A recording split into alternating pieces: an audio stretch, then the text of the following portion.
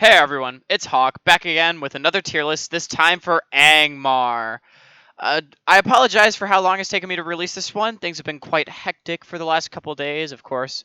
There's a lot of things happening here in the USA, and my sister graduated from college, so I wasn't focusing on YouTube for the last couple of days, so I apologize that this video has taken a little bit longer to come out, but I've done it in due time. With all that being said, let's jump right in, first with the Thralls. And the Thralls are F tier. Just like the Vineyard Levies last week, they're really just trash. They, again, have a 2-6, just like the Vineyard Levies. They're trash early Spearmen. But they're even worse, in my opinion, for Angmar, because you get a lot of diverse early tier infantry options. You know, you get a couple of axe and shield units. I don't know if they have a sword or an axe, but you get a couple axe and shield units. You get a pike, uh, the strike infantry. You get some javelins, another good aggressive infantry. You get just so many early tier infantry options as Angmar that the levies are just never going to be worth it for you, or the thralls are never going to be worth it for you, except for garrisoning towns. They're dirt cheap, so they're nice in that regard, but they just don't do anything. You know, they're just not a very good unit, and that's reflected in them being F tier. They are just completely outshined by everything around them. Now we come on to the Angmar Infantry, and now the Angmar Infantry is a real unit. They're a real C tier unit, sort of like the Thorn Bladesmen last week, except for they are a 6-11. They have one extra point of defense as opposed to the Thorn Bladesmen, which makes them one stat point better than the Gondor Militia. So they're a pretty just solid average early tier unit. Nothing super special about them, but they're not overwhelmingly expensive. They don't have overwhelmingly high upkeep, which of course is a really big deal for Angmar because economy is such a big problem. Angmar across the board actually has relatively lower upkeep in their early tier to make up for their atrocious, for lack of a better word, early economy and their need to train a lot of forces quickly with how many enemies they have. So the Angmar infantry are useful in that their upkeep is not that high, and they're just a good early tier unit. Like I said, they're one stat point better than Gondor Militia, which means that they will do the job well, but there's definitely nothing that makes them substantially better than anything else. But they are substantially better than another unit, which is the Hillmen, which are basically just worse. Actually, you know, yeah, no, I'm going to put the Hillmen in D tier. I think the Hillmen have a 4 attack with A5 defense. They're pretty bad.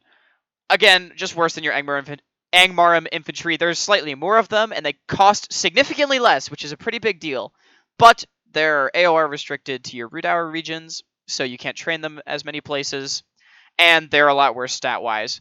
But them being a lot cheaper is a pretty big deal. For reference, the Hillmen have a 400 training cost with a 140 upkeep, whereas the the Angmarum infantry have a 600 training cost with a 225 upkeep.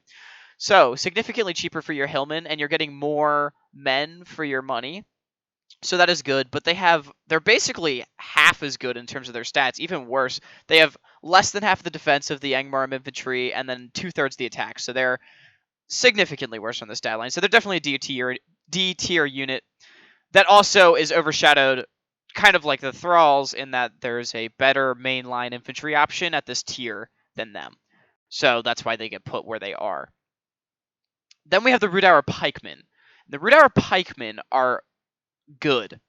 They're great. They have only a 3 attack, but they have a 7 defense, and they're pikemen. Early tier pikemen are so important for a lot of factions.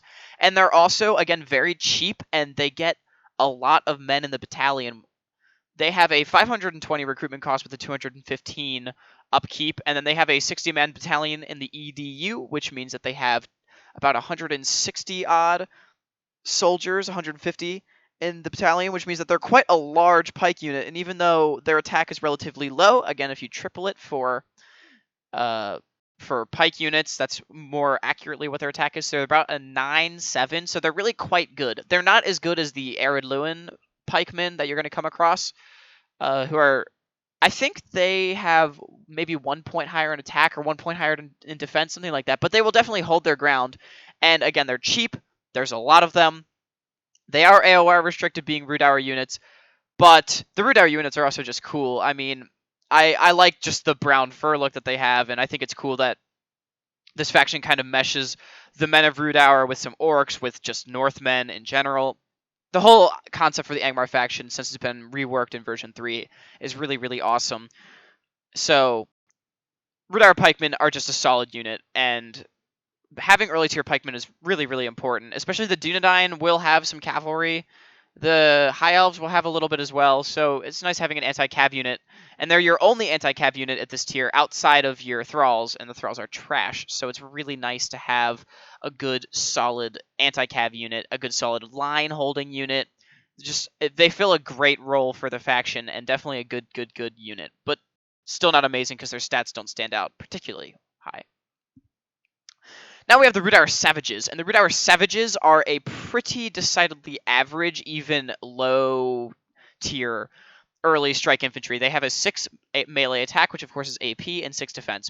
3 of which is an armor, which is nice, but they're really not that good. I'm debating knocking them down even more so, but they're definitely not as bad as your Hillmen.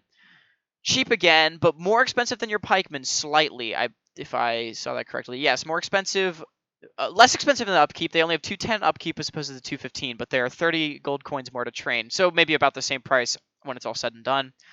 But just, I don't know, the Savages, as far as early tier infantry go across the entire game, are really not that good. But they do give you an early tier armor piercing option, which of course you do not struggle with at all later. But in the early tier, having an armor piercing option against the dwarves, the Dunedain, and the high elves is really, really helpful. So that definitely fills a role for you. They're really the only strike infantry you get in the early tier outside of the Orc Raiders. So they're decent, but as far as strike infantry goes across the game, they're really not that good. Stat wise, they're really D tier across the game for early strike infantry. But they're decidedly average for your faction. They will fill a nice role. Then we have the Orc Raiders, which, if I can pull up their stat line, it brought up my Control F over here. There's my desktop, if anyone's wondering. Let's see if I can get Orc Looters in the EDU. Raider Warband, of course. They have a 6 melee attack with a 4 charge and a 5 defense, so they're really just a more aggressive version of the Hillmen, but they're still bad. It's sort of like the Hillmen in that they have a very large unit size, but they're significantly more expensive than your Hillmen, and they are just worse than your Angmar infantry again, which is why they're really just not that good of a unit for you. They are nice. They supplement numbers for you. It's another infantry option that you could have. They're an aggressive infantry, but they are just worse than your Root Savages, and they cost more than your Hillmen. So they're kind of just overshadowed by both these Root units, and they're strictly worse than the Angmar infantry, who also share the 6 attack, but get up to an 11 defense instead of 5, which is a significant boost. So these 3 units sort of just fill the role that the Raider Warband fills. But, I mean, it's still just another good unit to supplement your line. So it's definitely not terrible, but it doesn't do as much for you as, again, the more elite Orcish factions like Gundabad and Isengard, who really don't have a trash tier to supplement their lines. For Angmar, it just doesn't do as much. It's more overshadowed by everything else that you have going in your roster. But then we come on to the Raider Skirmishers, which are a Javelin unit that you don't have. So they get into C tier. They're a decidedly average Javelin unit, and they're the only Javelin unit that you get until you get your Landsmen. So they're a pretty good unit. Not armor piercing with their javelins, unfortunately. 6 missile attack, which is pretty good, and they're basically just nice. It's another effective against cav or effective against mounts unit that you get other than the thralls and the pikemen, of course, with their javelins. But they're decidedly average infantry with a 3 attack and a 4 defense. But having the javelin really just fills a niche that you don't have in this early tier outside of the Warg Skirmishers. So that's what gets them into C tier, as being a decidedly average early tier Javelin unit. And they're also dirt cheap, 505 coins to recruit, which is a little expensive, I guess. I don't know, it's pretty average for the tier, but then 180 upkeep is pretty low, so that balances it out. So, a very average unit for you, but a good one nonetheless. Then, at last, we can come on to the Angmar Archers to fill out... I spelled it wrong. Oh, gosh. There we go. We're almost there. I spelled Angmar wrong twice, impressively. First one I just spelled wrong, and the second time I typed it wrong.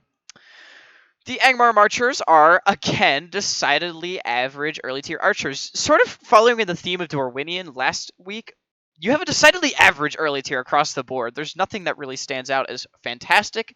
You know, the pikemen are pretty good. You've also got some complete trash, and just a lot of things in the middle. You know, your Northmen by sort of quality, and the Northmen are really in the middle of everything, because of course the humans are in the middle out of the orcs. Then it's like the humans, and then I also consider the wildmen sort of different. So you got the wildmen and the orcs in the bottom, then the other humans, and then you got elves, dwarves. And Northmen are just in the middle for the humans, so that makes the Angmar units in the early tier really, really average. So the Angmar archers are no different. They have a 3 missile attack, which is pretty good. They have a 3 melee attack, and when they're finished with their bows, and they have a 6 defense, 4 of which is an armor, which is pretty low, honestly. 4 armor is good, so they're not as frail to archers as if they, say, had a 2-4 instead of a 4-2. But still, 6 defense is really quite low, and when you're up against, say, Dunedain Rangers, who have a 7, which is astronomically high, a 7 missile attack, or the Teleria Bowmen, or is it the Sindar Bowmen? Which one's the first tier for the High Elves? I don't remember, but either the Teleria or the Sindar Bowmen, which have like a 5 or a 6 missile attack at the first tier. So you're facing some brilliant archers, and that 4 armor is really not going to help you too much. But the 3 missile attack is good. There's a lot of them. They're, as far as early tier human archers go, they're just pretty average. You don't get a trash archer, so you start with just a decent archer, which is nice. So Angmar archers are really average. So they get into C tier, of course. Now we come to your wargs, which Angmar gets a lot of. And if you ever fight against Angmar, the wargs are really annoying because Angmar trains so many wargs. It's ridiculous. So that's my rant about how absolutely obnoxious wargs are from Angmar.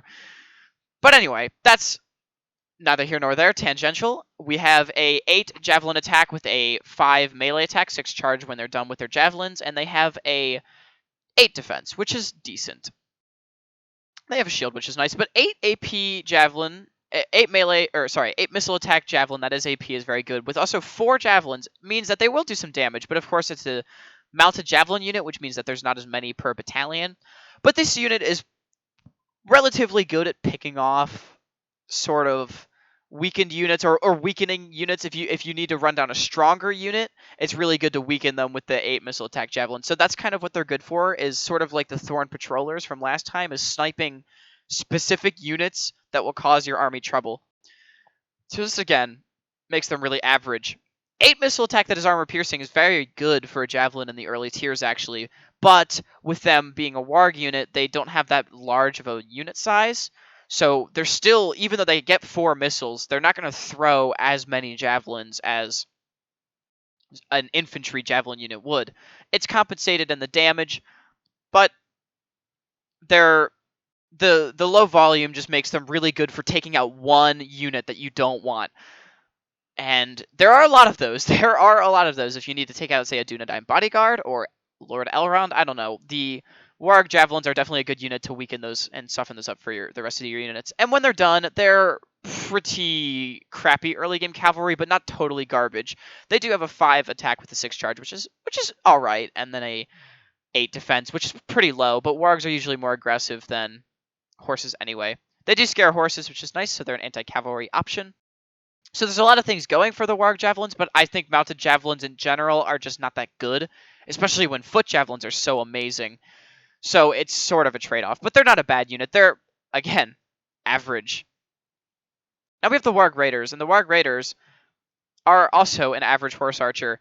They have a 4 missile attack with a 4 melee attack and a 6 defense. So they're a lot worse as cavalry when they're done with their bows. They only have a 4 attack and a 4 charge as opposed to 5 attack and 6 charge, and they only have a 6 defense. They're lacking that shield that the Raider Warband have, but they do have a 4 missile attack, which is pretty good. 32 missiles, which is actually that's a lot. 32 missiles is really a lot for especially an early tier horse archer. They're expensive, so it is 670 coins with 270 upkeep, so you have to be careful with them.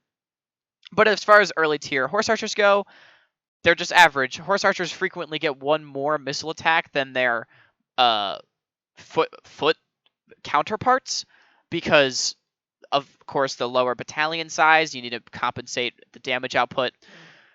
But this unit is really good, especially units, say, like the Dunedain Rangers that you'll be fighting against, or Elven Archers, stuff like that I said that would give you trouble, especially, your Archers, your low armored units. Of course, the Root Arrow units across the board have lower armor stats. The Raider units, again, also have lower armor stats. So being able to get in the back and skirmish with the foot archers as they're focused on something else is a very, very valuable thing that both these units can offer, especially this one when they're done with their javelins. So when you're fighting against 3 factions that are all more elite than you, having units that can take out elites safely, or at least weaken them for the rest of your units, is very, very useful. So that's what makes this unit good, but they're still just really average stat-wise, so I can't justify putting them up into B tier. And they're really annoying to fight in the campaign, so that makes me want to put them in F, honestly, because I hate it when I fight against Angmar. But with it all being said and done, they're just a good, solid unit. Now we have the Iron Crown. And the Iron Crown, starting with the Halberdiers, are pretty dang good. We have a 6 attack, which is armor piercing, and a 16 defense. Now 10 of which is an armor, so be careful of armor piercing. But if we take that attack and double it, that is a 12-16 stat line, which is pretty dang good. I would say Angmar gets up to above average once they get up past their barracks event for 4.5, and they get into their Iron Crown. Now, their Iron Crown takes a significant jump in cost. Am I missing an Iron Crown unit here? Hold up. I have the... No, I'm not. Okay, I'm sorry. I'm losing my mind. Anyway, we have, yes, the Iron Crown. They get significantly more expensive, being 850 coins to recruit with 340 upkeep, so a lot higher on the recruitment, but 340 upkeep for a post-barracks event unit is actually really not too expensive, which is really good. They're effective against armor, which, as we get into your post-barracks event, is not a problem for you whatsoever, with like all of these units being AP, basically, except for these two. But the Halberdiers are just a good line unit. Basically, Angmar has a really standard core of hold the line, strike, archers behind with their Iron Crown, and that's exactly what we have, which, spoiler alert, lands all their units in B tier, where they're all just above average. They're not as bad as, say, Orc or Wildman elites, but they're definitely not elves, definitely not Dunedain, excuse me. They're definitely not dwarves, anything like that. But armor piercing is also, as I said with the savages, is very, very useful with everyone that you fight. There's a lot of armor flying around, especially when we get into the post-barracks event. That's when the elves and the Dunedain in particular really start to get their more heavily armored units. So that's when these halberdiers are really going to come in handy. And Bree as well, if you ever fight Bree, also gets a ton of armor on a lot of their units, like their merchant militia units, which have all of their defense in armor, basically. They have 0 defense skill. Having a lot of AP, as Angmar has, is so valuable against who they're fighting, and the halberdiers are no exception.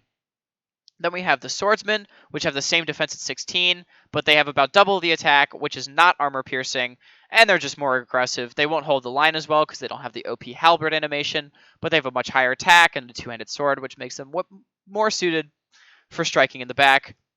They have the same cost. They're very similar. There's nothing much to be said. I should mention that the Iron Crown units, I love the look of these. I love their helmets. I love the Angmar logo on their plate mail, which is black, and then the blue.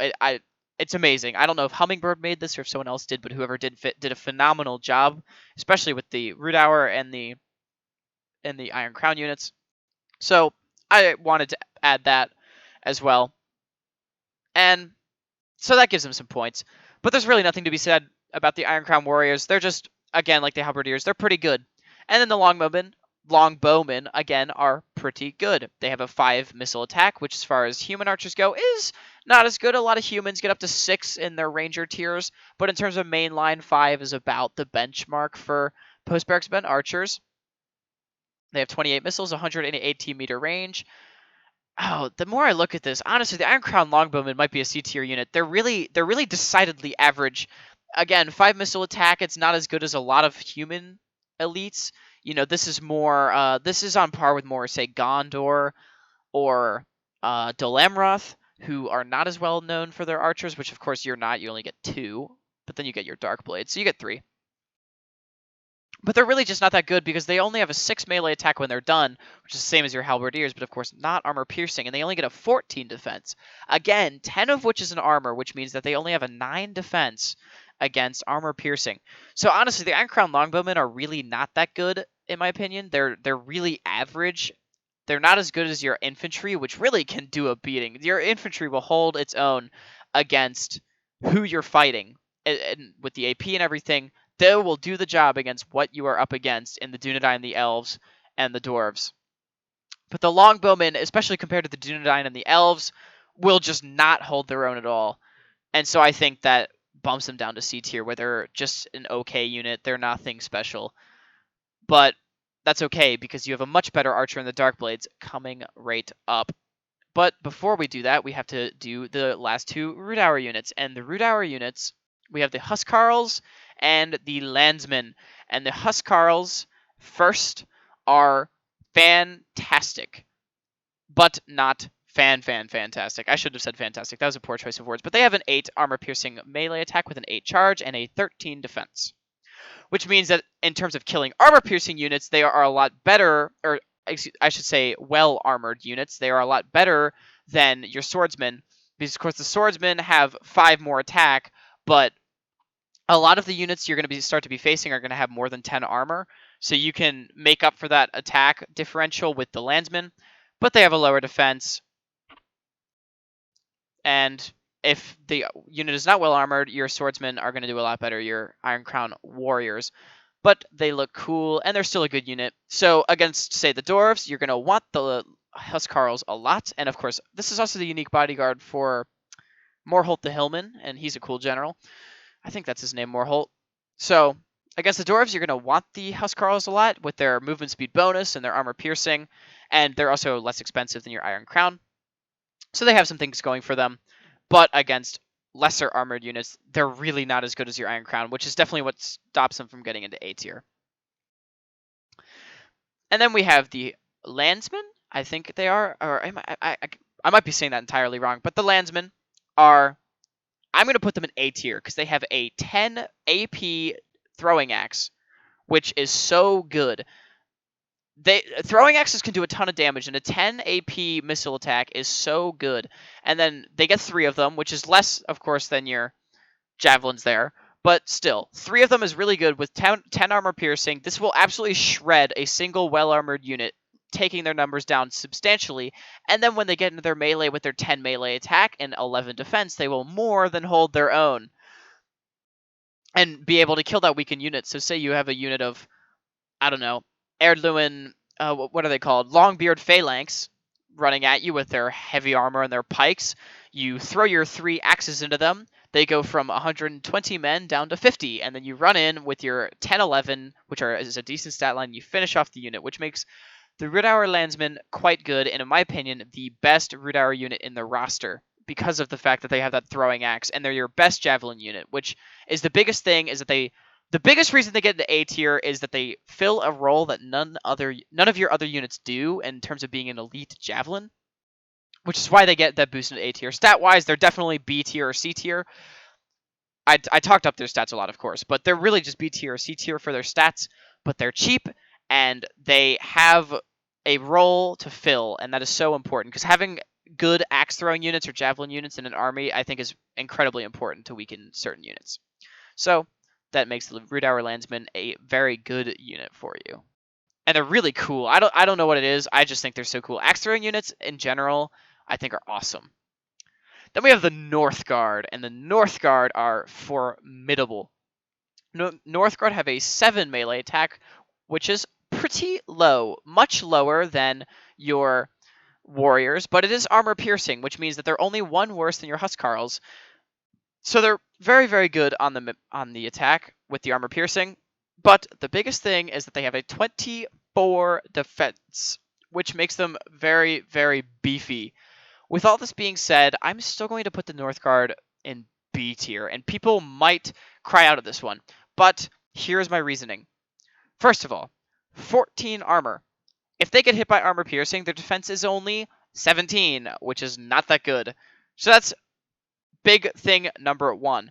Big thing number 2 is while 24 defense is really good, in terms of elites for a lot of human nations and a lot of human nations and elves and dwarves, 24 is really, it's not standing out too much. If we go to the Barons of Dale, for example, the Barons of Dale have a also 24 defense. That was a terrible unit to prove my point. Let's try a different one, and if I'm wrong, I will move them. Let's go to the Paladins. Or no, the Vintner. I have to take off whole word only. I apologize. Vintner Court Knights. All right, Vintner Court Knights also have they have a 25 defense and a 12 attack. All right, so they're maybe A tier in terms of stats. They're right on par with their other Northmen counterparts. So I was wrong on that point. But the 14 armor really makes them fragile to armor piercing, and the 7 melee attack is pretty bad if they're not against a heavily armored unit. If they are against a heavily armored unit, which, again, you will fight a lot of, they're really good. But against anything that's not that's not heavily armored, the 7 melee attack, the armor piercing won't come in too much, and the 7 melee attack is really quite low.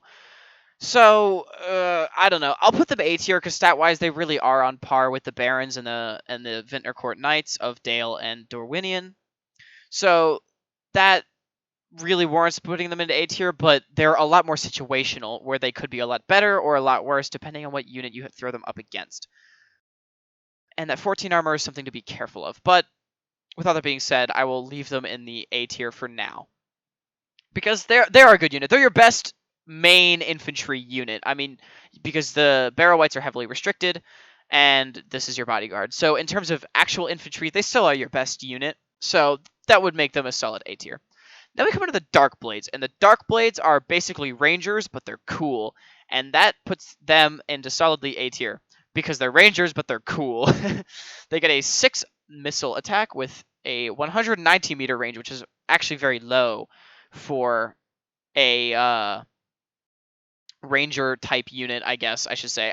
They're really not rangers because they can't hide anywhere. They can, never mind. Okay, so they have a terrible range, 13 missiles, but they get good accuracy or very high accuracy, 6 missile attacks. So they basically don't have the range of rangers, but they have the damage and the accuracy and the missiles of them. But what sets them apart and makes them very good is that when they're done with their bows with their 6 missile attack, they have a 13 attack with a 6 charge and a 14 defense, which is really good. So after they're done with their bows, they're fantastic in melee, and they're really quite aggressive. I don't know what weapon they have. I think it's maybe a 2-handed sword or a 1-handed sword, but having those really good attack stats makes up for their terrible range. So it puts them solidly into A tier. They're by far your best archer. They look really awesome, and they're fantastic in melee when they're done with their bows. So they're solidly A tier. A lot better than your Iron Crown Longbowmen, who are really not that good in melee with only 4-14. These have a 13-14, which is so much higher. So a lot more damage coming out of these guys. These will kill a lot, but you don't want to keep them in melee too long because a 14 defense is definitely nothing to write home about. They do have 8 armor, so they're somewhat resilient to arrow fire, which is good, but not amazing against it. I also believe this is a bodyguard of Lord Skuld, if I'm not mistaken, and he's a cool general again. The unit is really cool. I like the name, the Dark Blades. I don't know, it's edgy. Maybe I'm edgy, but I think it's a cool unit. So, c'est la vie. Anyway, now we come onto the Barrow Wights, and the Barrow Wights are fantastic. They are so good. Galu's top 10 strike infantry video just came out about 24 hours ago at the time of recording this. I'm recording this at 2:50 in the morning Eastern time, which is so fun. And so I'm very tired right now, if anyone was wondering. So maybe the quality of this will be terrible, but anyway, that's tangential. The top 10 Galu strike infantry video came out just yesterday, and the Barrow Wights did very well in terms of KD, because they get a 12 melee attack, which is armor piercing, which is fantastic. That is what the Northguard wishes they were. They wish they were Barrow Wights. They only get a 5 charge, which isn't fantastic, and they also have a much smaller unit size, but they get a 20 defense, and 2 hit points. And for those of you that do not know much about Divide and Conquer, hit points basically means how many times the unit has to be killed before it actually dies. So the vast majority of units in the game, literally everything we've done up until now, up until the Barrow Wights, have only had 1 hit point. But the Barrow Wights have 2, which means that every single man must be killed twice, which is really, really, really powerful and makes them deceptively tanky. And that 20 defense is fantastic as well. Now, they only have 6 armor, so keep them away from arrows and any range fire. Dunedain Rangers, Broadbeam Marksmen, even Teleri Bowmen, anything like that will destroy these people. But they're so dangerous in melee. They're such a good unit. I believe they're also relentless. I could be wrong, but I think they're relentless, which just it's so powerful as well. They will carve through anything. 12 melee attack that's armor piercing makes them really, really quite good. Now we have your Mount Graham units, which are your elite wargs. Mount Graham. I have to type it into the EDU. We have the Mount Graham units. First, we have the Mount Graham Marauders. Oh no, this is the Raiders. We have the Mount Graham Raiders. The heads of my wargs were cut off, which is interesting. But we didn't repeat a unit this time. There's not an extra picture. So I guess it's a trade-off. So the Mount Graham Raiders are just good horse archers. They have a 6 missile attack, which is what the Iron Crown Longbowmen wish they had. They have a 6 melee attack when they're done with 6 charge, which is pretty terrible, but they do have a 13 defense, which makes them pretty beefy. And an 8 armor stat also means that, like the Dark Blades, they won't immediately die to arrow fire. But 13 defense is still nothing to write home about. 6 melee attack with 6 charge is okay when they're done, but it's mostly just that 6 missile attack makes them pretty good. 32 missiles, 120 meter range. It's just a solid horse archer unit. They're definitely not fantastic, but they're not... I would say they're above average. They're good. And having horse archers in general is really nice, again, to pick off those certain elite units. And they're the only skirmishing cavalry that you get, because your javelins have been replaced by a dedicated charging cav in the Mount Graham Marauders. The Mount Graham Marauders, with their 8 melee attack, 9 charge, and 13 defense again, are really not that good in my eyes. For a post-barracks event cavalry unit, 8, 9, 13 is really not that great of a stat line. They have less armor than your Mount Graham Raiders, which I think is really odd. They have a 7-6, so they get 1 higher defense skill, but then they have 1 less armor, which I don't understand that too much. And they don't have a shield. They do get a lance or a spear, which is nice, and they're good at killing other cavalry. But only 13 defense makes them pretty... Oh, wait. Was I looking? Oh, hold up. No! Oh, I'm so sorry. I apologize. I was looking at their secondary weapon. They have a 16 defense, which puts them... I don't know. Honestly, I think they're still C tier even with 16 defense, because 8 attack is nothing to write home about. 9 charge is pretty good, but 16 defense is just not that good. If you compare them to the Dunedain Cavalry, which are the main line Dunedain post-barracks event cavalry unit, the Dunedain Cavalry also have an 8 melee attack with a 10 charge, and then they have a 20 defense. So they are a straight upgrade over your Mount Graham Marauders. Mount Graham, go back there. They're a straight upgrade over your Mount Graham Marauders. And of course, while the Dunedain are generally more elite than you, as far as late tier cavalry goes, 8, 9, 16 is so... It's just not that good. They get the extra 3 defense from a shield, which is what I'm talking about. They have spear and shield. They, again, have 8 defense, 8 armor, 5 defense skill. Then they get the 3 from the shield. They have a 7 secondary with a 6 charge, which I assume is a sword or something. Oh, it's an axe. It says right there. Slashing axe. And then, again, 8 melee attack with 9 charge, which is, I don't know. They're just such a average unit for late tier cavalry. They're quite aggressive. They will do a lot of damage on the charge, and they have a good mass stat. But it's just, I don't know. And wargs, I think, are not as good for charging as cavalry, as normal cavalry in general. So they're just not that good. And then lastly, we have, or not lastly, but last for your main roster, we have the Guardians of Carndom. And the Guardians of Carndom are pretty good. They're basically just the mounted variant of your North Guard. The Guardians of Karndom have an 8 melee attack, so one higher than your North Guard, 7 charge, which sounds very, very low, but it is armor piercing, and armor piercing cavalry can be very dangerous.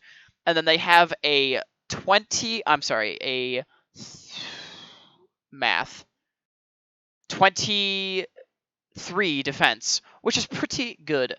But I'm still going to put the North Guard only B tier as in terms of elite cavalry, and this one might throw some people because for a lot of factions I've had really average cavalry get rated well, but they're not the only cavalry option that you get. And Angmar gets a lot of cavalry options. You have 5, but it should be noted that out of the 5 cavalry options that Angmar gets, they're all really meh. These 2 units I would say are good, and then these 3 units I would just say are all right for where they are. And so they're not going to get up into A tier on virtue of being your only option because they're not. They're not your only option. The armor piercing will make them really good for killing Arthedaim Royal Knights if you ever fight them, and dwarves, but there's not really such thing as a good prolonged melee cav, and their lack of a good lance or a spear on the charge means that their charge is severely hindered. And it's the same problem with the Paladins of the Vintner Court and the which we did last week, and then the Earls of Dale that we have not done yet, and that they're a good cavalry unit with good stats, except they don't have a spear, so their charge is hindered. They have a lower attack than the Paladins, but of course it's made up for in the armor piercing. So stat-wise, they're really on par with the Paladins, but being that they're not your only option, they don't get into A tier solely on the virtue of that. So they're just a good unit for you. Definitely still train them whenever you can, but they only come from Karndom as well, which is another thing that works against them. You're not going to see many of these. So you're mostly, in terms of charge cavalry, stuck with your Mount Graham Marauders. So, with all that being said, Karndom, or the Guardians of Karndom are just a good unit, but nothing spectacular. Then we have the Snow Trolls. And the Snow Trolls are fantastic. And the Snow Trolls are... I don't know if I should put them S tier or A tier. It's kind of cheesy to put them in S tier, but they are... No, I'm going to put them in A tier because they're not the best trolls in the game. Out of the 3 types of trolls, they're the second best. They're in the middle.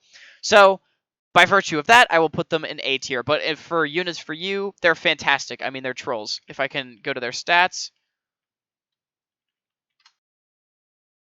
Oops. If I can go to their stats real quick, we have the Snow Trolls.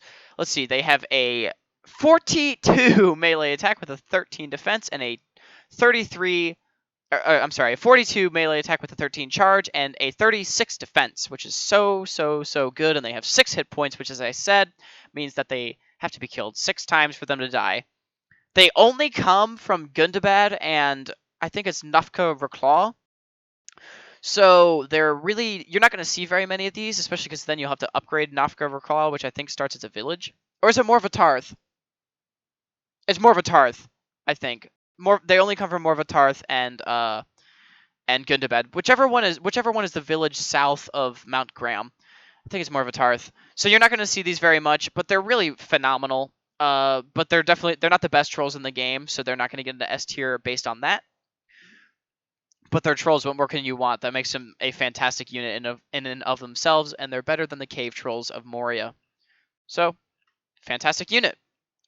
Then lastly, we have the Witch. Is it the Witch Realm Bodyguard? So if I just go back to Angmar, match whole order only, please. There we go. Angmar Bodyguards. I think they're the Witch Knights. That's the name. They're pretty good bodyguards, but they're nothing fantastic. They're really defensive. They have a 10 melee attack, 5 charge, which is good. In terms of bodyguards, it's pretty average, but they do have a 28 defense, which makes them fantastically defensive, and it hopefully means your generals won't die too much. So in terms of sword and shield infantry bodyguards, which there are quite a lot of them, they're good but not great. They're better than the goblin bodyguards we did last time, but they're not better than, say, the Zenith Guard of Khazad-dûm or anything like that. So they're just a good unit. They will keep your general safe, but they're nothing to write home about. I think I've said that a lot in this video. I apologize. But with all of that, this is the going to conclude my Angmar tier list. I apologize for the delay on making this video, and I apologize if I repeated myself a lot, because as I said, it is 3 o'clock in the morning right now. I am quite tired, but I wanted to record this video and get it out to you all, because I wanted to do Angmar. Someone requested it, and I think Angmar is a really cool faction. The Witch Knights looks fantastic. The Barrow Whites. I didn't talk about the Barrow Whites when I did the unit, but they look so cool. And yeah, I really just wanted to get this video out. I think Angmar's a cool faction, and they've got a lot of good units. Again, really centered in the middle. But the Barrow Whites are amazing. They've got some great units mixed in to go along with their really average lines.